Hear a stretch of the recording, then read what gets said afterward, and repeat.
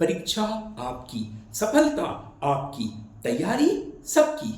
प्रश्न है, पूर्ण वर्ग संख्या निम्न में से कौन सी है? Which is a perfect square. यहां पर 4 ऑप्शन दिए गए हैं, ए, बी, सी और डी।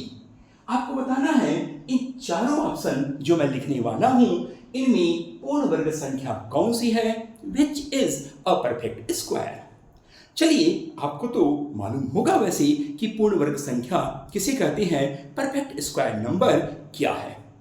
4 पूर्ण वर्ग है 2 का, 16 पूर्ण वर्ग है 4 का, 25 पूर्ण वर्ग है 5 का, 100 पूर्ण वर्ग है 10 का। क्या बात है!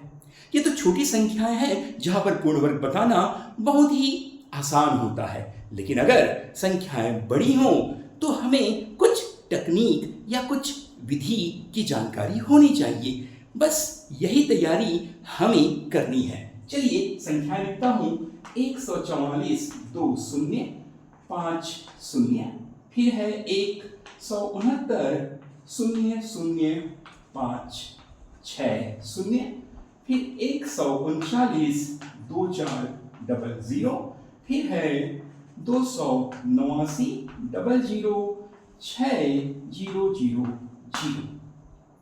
तो आपके सामने ये चारों संख्याएं मैंने लिख दिया है। अब बताइए इन चारों में कौन सी संख्या जो होगी वह पूर्ण वर्ग होगी। और यहां पर आपको मैं ये कहूं कि बिना कैलकुलेशन किए, बिना गणना किए ही हम उस संख्या के बारे में बता देंगे तो आपको बड़ा आश्चर्य होगा।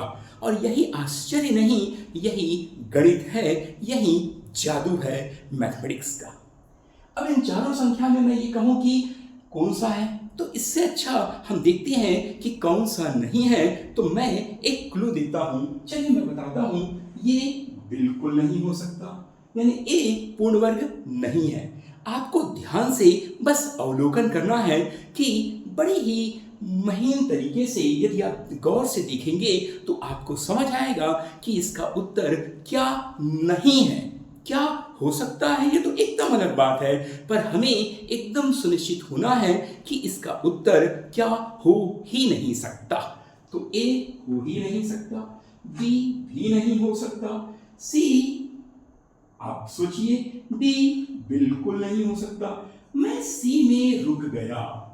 और मैं क्यों रुका, अब आपको क्लू लगाना है। चलिए बताइए कि मैं क्यों रुक गया सी में, मतलब मुझे एकदम कंफर्म है कि इसका उत्तर ए, बी और डी कभी नहीं हो सकता। कौन सा होगा ये बिल्कुल अलग बात है, पर ए, बी और सी पूर्ण वर्ग संख्याएं कभी नहीं हो सकती। लेकिन जब मैं सी में फंस गया आकर, तो ये पूर्ण वर्ग संख्या हो सकती है और यहां पर बाकी 3 नहीं है और पूछा जा रहा है पूर्ण वर्ग संख्या कौन सी है, तो निश्चित तौर पर आप सी में टिक लगा दीजिए। अब मैं सिखाऊंगा आपको कि यहां पर केवल आपको आखिरी के 0 को देखना है। आपको क्या देखना है? आखिरी के जीरोस को देखना है। अंतिम जो संख्याएं हैं, अंतिम जो अंक है, उनमें 0 को देखना है। तो आप जब 0 को देख रहे हैं, आप देख सकते हैं सभी संख्याएं 0 पर खत्म हो रही है। तो आपको देखना है लास्ट डिजिट यानी एंड डिजिट्स को देखना है। क्या देखना है वह हम यहां देखते हैं। जब यहां देखते हैं तो सिर्फ एक ही 0 है, यहां देखते हैं तो यहां भी सिर्फ एक 0 है, यहां देखते हैं तो यहां पर 2 0 है और यहां देखते हैं तो हम 3 0 पाते हैं। तो आपने क्या किया, आखिरी 0 को देखा कि 0 की संख्या कितना है, नंबर ऑफ जीरोस देखा आपने, क्या आया 1 1 2 3।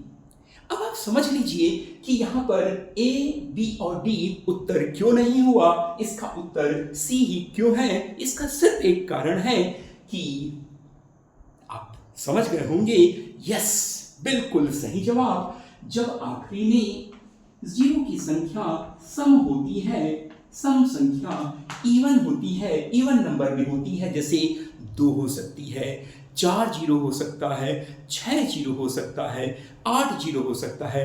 जब भी अंतिम अंक के जीरो की संख्या सम संख्या में हो तो वह पूर्ण वर्ग हो सकती है, किंतु अंतिम अंक जीरो अगर विषम संख्या में हो तो वह कभी भी पूर्ण वर्ग संख्या नहीं होगी।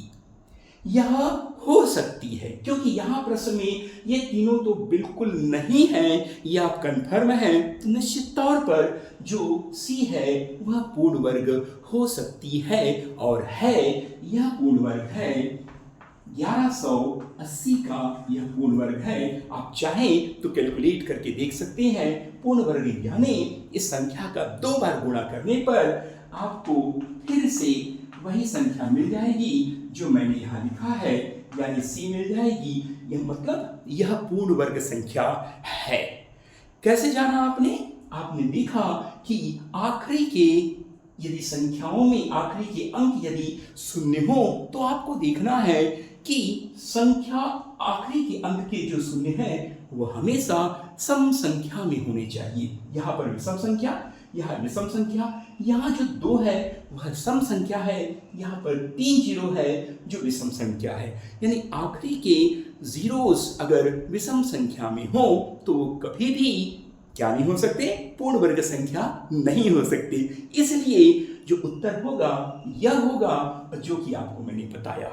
उम्मीद है आपने इससे बहुत कुछ सीखा होगा और यह विधि आपको परीक्षा में सफलता जरूर दिलाएगी। Thank you.